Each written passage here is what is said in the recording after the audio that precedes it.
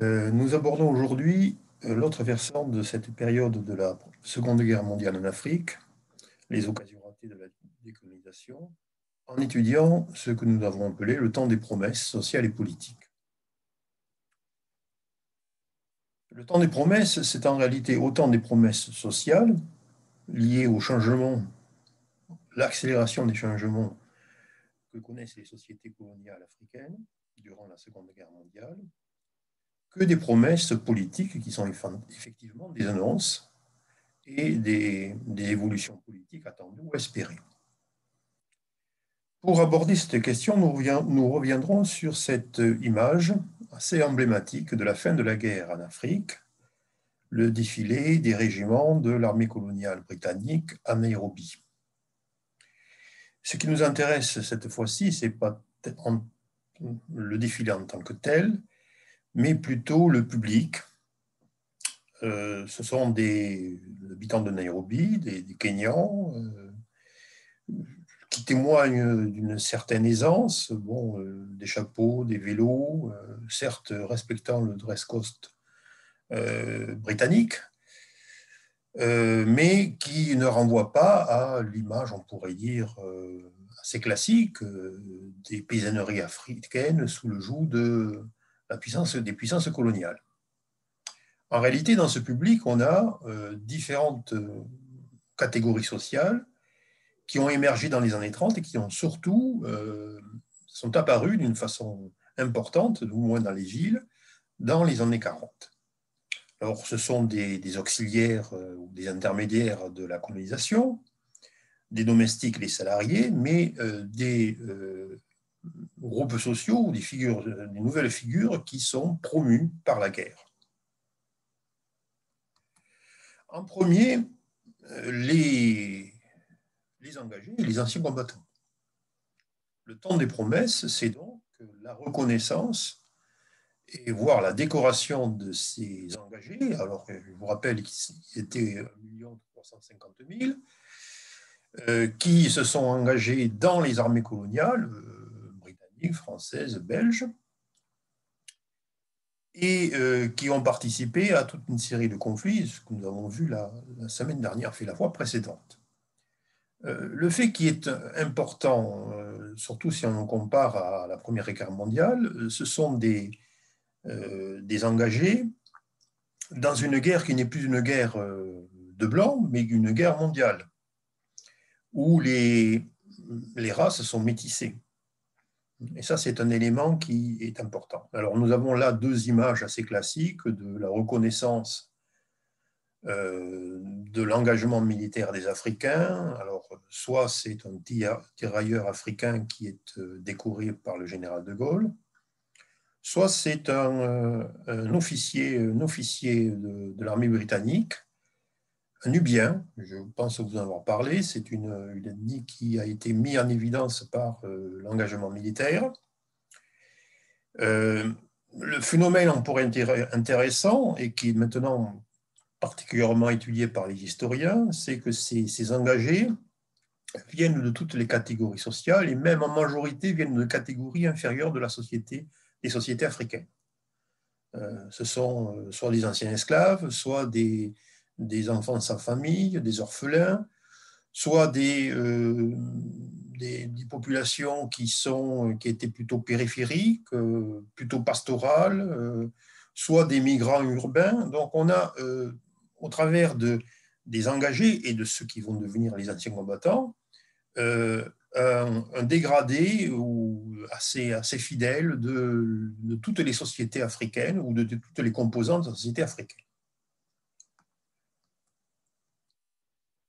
Ces anciens combattants jouent un rôle important et vont jouer dans les années 40, 50, 60 et même jusqu'à nos jours, même s'il y a eu un changement générationnel, un rôle important dans l'évolution sociale. De par leur influence, ils pèsent considérablement dans les sociétés africaines et dans l'évolution politique, dans la mesure où ils seront soit les partis pris de la colonisation, soit au contraire les partisans de l'indépendance. Donc, nous avons là affaire à une catégorie sociale qui, certes, restent limités en nombre, mais qui pèsent considérablement sur l'histoire dès la Seconde Guerre mondiale, et bien sûr encore plus au moment de la décolonisation. Donc un sujet particulièrement travaillé par tous les historiens, qui sont occidentaux ou africains. J'ai bien apprécié le terme de l'historien Gregory Mann, Native Song, qui montre tout de même l'ambiguïté du statut d'ancien combattant et donc d'engagé militaire de la Seconde Guerre mondiale. Ce sont les enfants des natifs, mais ce sont aussi les enfants et les frères des soldats, c'est-à-dire des soldats occidentaux. Donc ils ont ils sont dans une situation, on pourrait dire, d'intermédiaire parfait, puisqu'ils participent, ou ils ont participé à la guerre, et ils vont, dans le cadre de leur reclassement, participer à l'administration coloniale, ou du moins une partie. Et par ailleurs, ils sont issus des plus basses couches sociales de la société, c'est-à-dire ils sont l'illustration parfaite de la promotion, d'une promotion sociale. Alors nous avons là deux autres photos assez caractéristiques. Un tirailleur, un ancien combattant, tirailleur africain, un Congolais, qui montre sa carte des forces françaises de libération, c'est-à-dire en fait de ce qui va devenir la deuxième DB. Et nous avons ensuite un ancien combattant sénégalais qui, lui, témoigne au travers de cette décoration de toute la reconnaissance, de l'accumulation d'une reconnaissance autant institutionnelle que sociale et que communautaire. La guerre, c'est aussi l'apparition de nouvelles catégories sociales qui jouent un rôle de plus en plus important dans l'encadrement des sociétés coloniales. Alors, pour une raison qui est une raison presque démographique, c'est que l'essor de l'économie coloniale au travers de l'effort de guerre a sollicité un certain isolement aussi des colonies vis-à-vis de la métropole ou des métropoles, a obligatoirement sollicité une main-d'œuvre africaine pour des tâches qui sont de plus en plus des tâches administratives, des tâches d'encadrement policier, bien sûr, mais des tâches administratives ou des tâches économiques.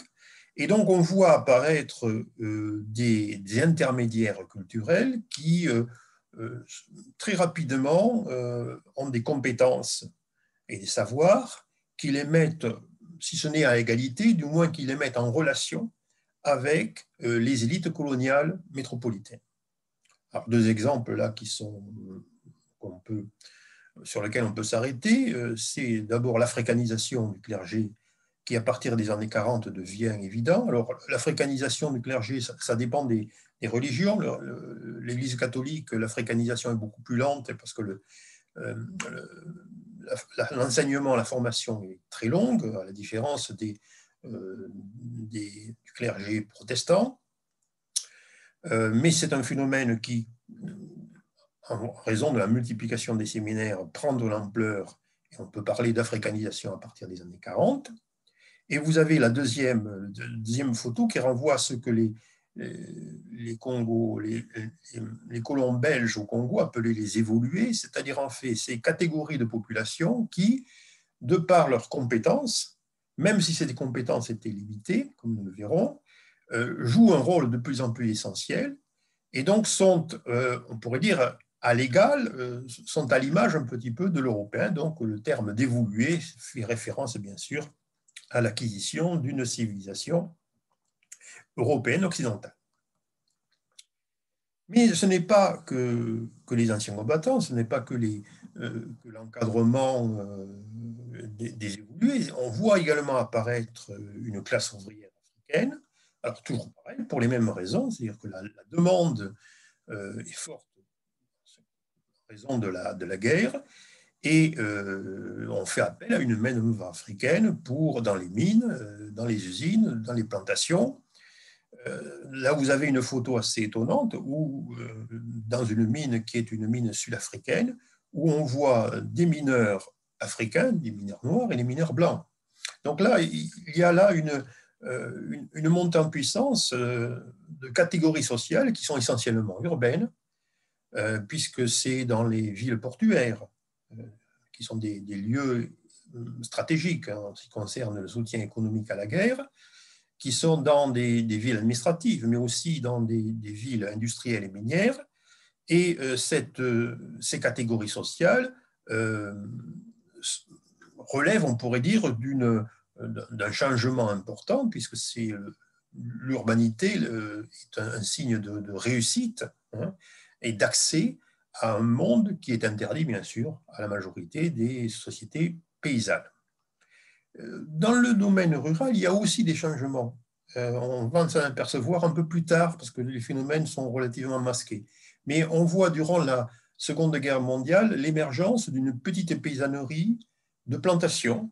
Alors, en réalité, une petite paysannerie qui a orienté ses productions vers des plantations caféières, cacaoyères ou théières, et qui est liée bien sûr au marché, avec des formes d'organisation inspirées bien sûr de l'exemple européen, qui sont des coopératives paysannes.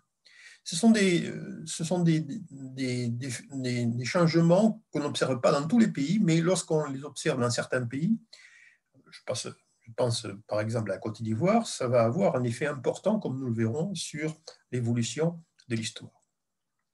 Fait marquant dans l'émergence de ces nouvelles catégories sociales, le fait que ces catégories sociales changent de statut et ont conscience de cette promotion.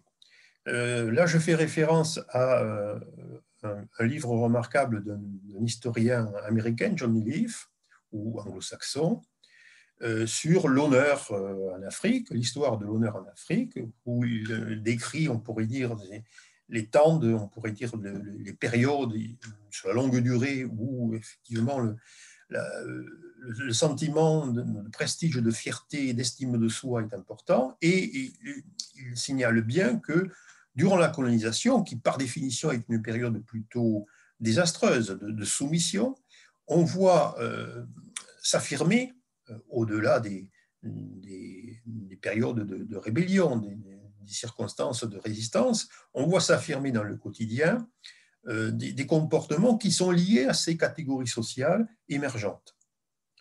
Et que la guerre, avec ses contraintes d'organisation, ces contraintes économiques, ont du moins favorisé l'émergence. Autre moment important de la Seconde Guerre mondiale, c'est l'apparition d'une élite africaine. Alors avec toujours pareil, la même réflexion, la même analyse entre on pourrait dire, deux tendances. Est-ce qu'on a affaire à une élite de circonstances qui est apparue en fonction essentiellement de la faiblesse de l'encadrement colonial métropolitain, ou est-ce qu'on a affaire à une élite qui très rapidement va pouvoir revendiquer une position sociale, quitte à devenir une contre-élite. Alors, ces élites africaines sont des élites qui ont des compétences qui les mettent à l'égal des compétences de l'encadrement colonial. On n'est plus dans la catégorie des intermédiaires, même si pour les anciens combattants, il y a eu quelques officiers, mais enfin, en règle générale, ils étaient bridés, ils se limitaient soit au statut de soldats de première classe, soit au statut de sous-officier, mais en règle générale, l'engagement militaire était relativement limité en termes de grade et de carrière. En revanche, il existe dans les colonies et dans les métropoles, puisqu'en réalité ce sont des gens qui ont été formés dans les métropoles, une élite noire qui, là aussi, durant la guerre, va avoir la possibilité, l'occasion de s'afficher et de s'affirmer. Alors, ça dépend également des régimes coloniaux. Les régimes coloniaux sont plus ou moins favorables à l'émergence des élites, et à l'intérieur des régimes coloniaux, il y a des situations locales, ou nationales, ou régionales, qui sont plus ou moins favorables. Mais en règle générale, dans l'Empire français, parce qu'il y a ce discours sur l'assimilation et la civilisation qui ne reste pas qu'un discours, qui est aussi une mise en pratique, il y a une volonté de faire faire accéder ou de promouvoir une élite africaine, souvent au travers d'un cursus qui est un cursus métropolitain, et qui a des compétences en ce qui concerne les connaissances, les savoirs. Donc, c'est les médecins, les universitaires, les juges. En fait, on peut détailler ce type d'élite. C'est aussi le cas dans l'Empire britannique avec des différences importantes en fonction des régions. Mais il y a aussi dans l'Empire britannique ce souci, cette nécessité, certains diront, de faire émerger des compétences qui sont au-delà des intermédiaires ou des supplétifs, hein. C'est-à-dire des compétences qui sont liées à des connaissances qui mettent ces promus à l'égal de l'encadrement métropolitain. C'est différent dans l'Empire belge, dans le Congo belge. Là, il y a une volonté délibérée de limiter la formation à un enseignement de base, on pourrait dire primaire. De façon toute simple, c'est on prend le nombre de médecins qui ont été formés en Angleterre, en France et en Belgique, et on voit là l'énorme différence. Et c'est le cas aussi dans l'Empire portugais, mais on en a parlé très peu. Il y a donc des différences importantes, et donc vous avez à l'échelle de l'Empire français, on voit déjà dans les années 30 ce qu'on peut appeler des intellectuels, c'est-à-dire des élites qui ont des compétences et qui participent à un débat politique ou culturel. Alors le cas, bien sûr, le plus symptomatique, alors qui peut-être est excessif au travers de sa réussite, c'est le gouverneur de l'Afrique équatoriale française, Félix Éboué. Donc on peut s'arrêter sur cette situation qui est un petit peu exceptionnelle, hein, qui est à la limite qui peut être l'arbre qui cache la forêt, hein, c'est-à-dire qui peut-être, on pourrait dire, justifie la thèse de la formation d'une élite, mais aussi peut-être masque des travers dans cette formation des élites. Alors Félix Éboué d'abord est un Guyanais qui a fait sa formation en France et qui, d'une façon assez classique, va faire l'école coloniale. Donc on est dans un cursus très français. Alors vous avez là une photo de Félix Éboué en 1944, juste avant sa mort. Alors Félix Éboué est tout de même un personnage clé parce que c'est la réussite de Gaulle en Afrique, il la doit à Félix Éboué. Hein. De tous les gouverneurs de Madagascar, d'Indochine ou d'Afrique occidentale française, tous ces gouverneurs sont restés fidèles à Vichy. Seul le gouverneur de l'Afrique équatoriale française a décidé de faire sécession. Donc là, on a un personnage qui est un personnage important, mais qui a été décisif dans l'histoire militaire, l'histoire de la Seconde Guerre mondiale en Afrique. Formation à Bordeaux, avec d'ailleurs une photo assez intéressante, qui est, il participait, il était membre d'un club de football à Bordeaux dans les années 1910.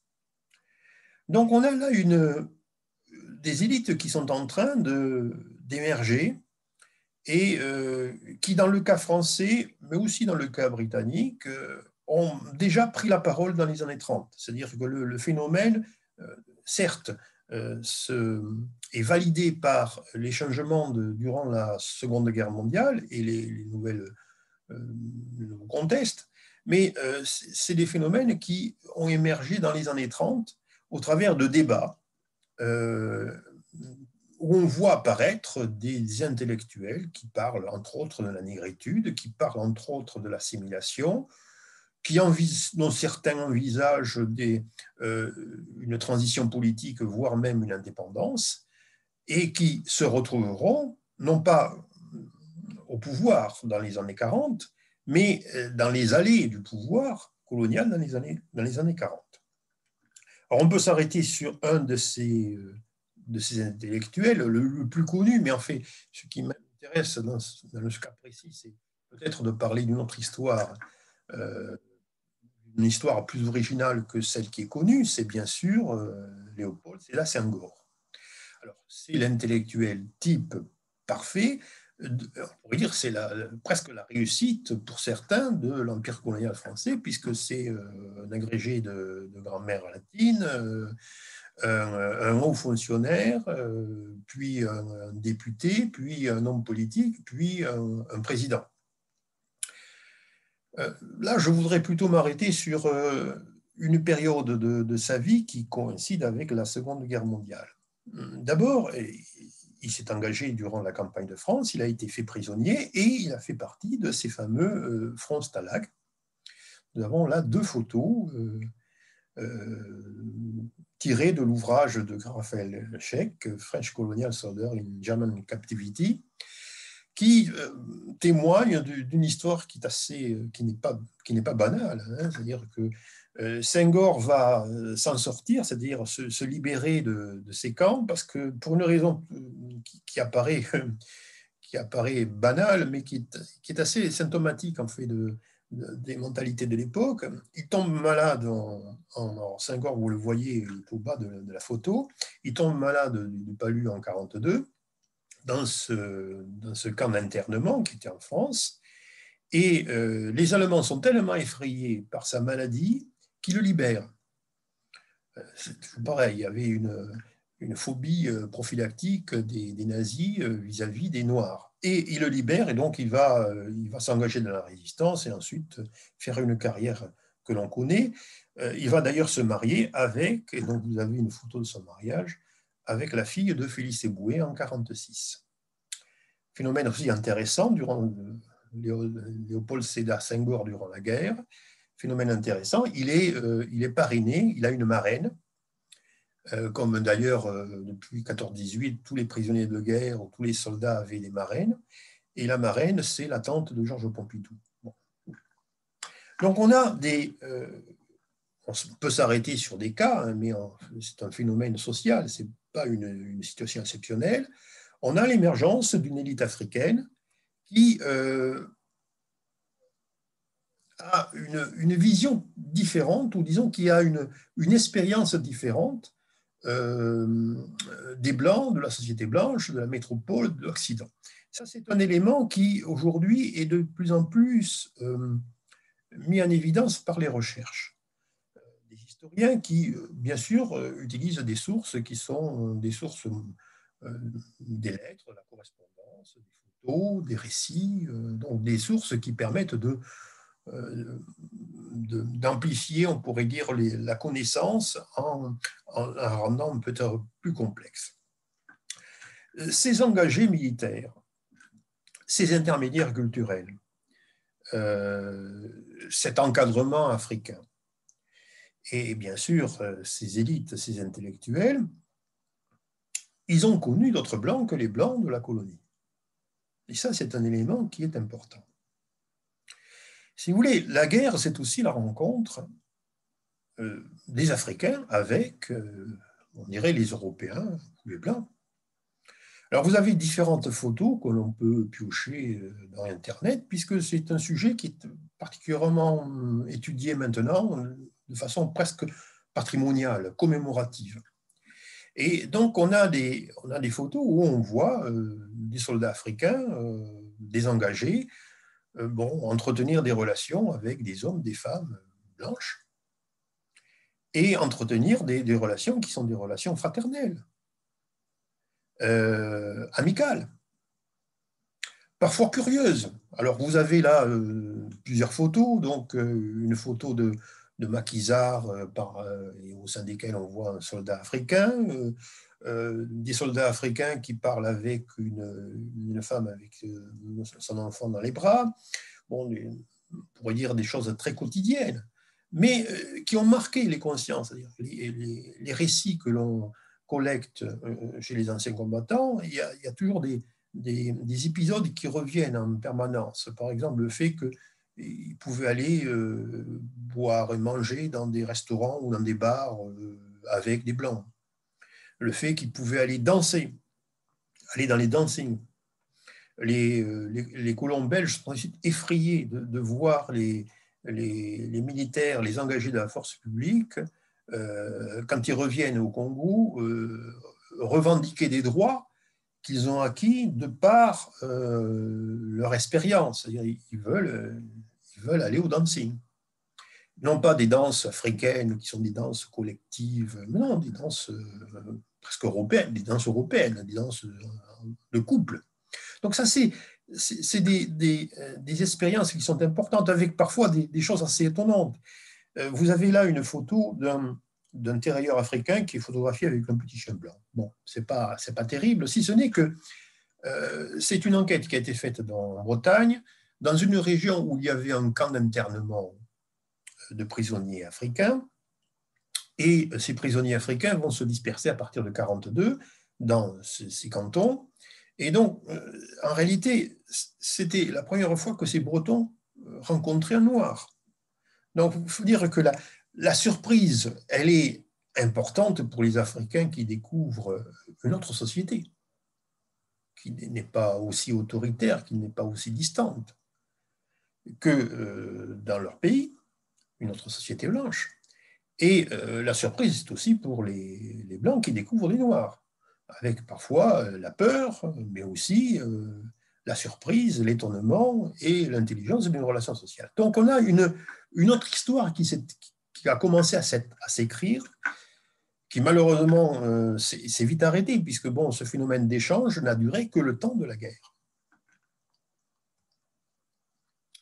À ces changements sociaux, qui sont donc importants, il y a une réponse politique qui est apportée.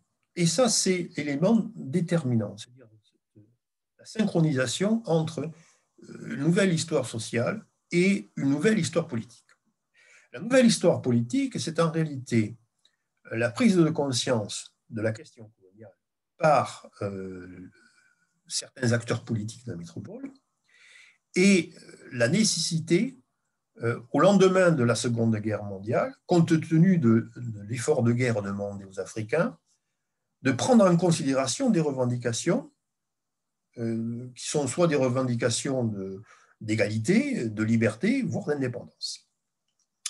Le premier acte de cette reconnaissance politique, c'est la déclaration de la Charte de l'Atlantique, qui est en réalité l'entrée en guerre des Américains aux côtés des Anglais, qui est la contrepartie, on pourrait dire, de l'engagement américain. Et cette Charte de l'Atlantique envisage la situation mondiale, l'ordre mondial, au lendemain de la Seconde Guerre mondiale. Donc, en réalité, c'est l'ébauche de ce qui va devenir l'ONU. Or, dans les grandes déclarations de la Charte de l'Atlantique, il y en a très peu, il y en a 8, mais il y en a 3 ou 4 qui sont essentielles, dont une, la troisième, qui est la reconnaissance, là, le respect du droit qu'ont tous les peuples de choisir la forme de gouvernement sur laquelle ils entendent vivre. Et le fait aussi de reconnaître leurs droits souverains. Donc on a là manifesté d'une façon, on pourrait dire, symbolique, parfois calculatrice de la part des Britanniques, on a là une déclaration anticoloniale qui répond totalement à l'espérance, au souhait ou à la demande d'une partie de la population des sociétés coloniales, une partie de la population africaine des sociétés coloniales, qui font l'expérience, qui font des expériences nouvelles en termes de découverte de l'autre, découverte des nouvelles idées, prise de conscience des problèmes et émancipation psychologique vis-à-vis des Blancs.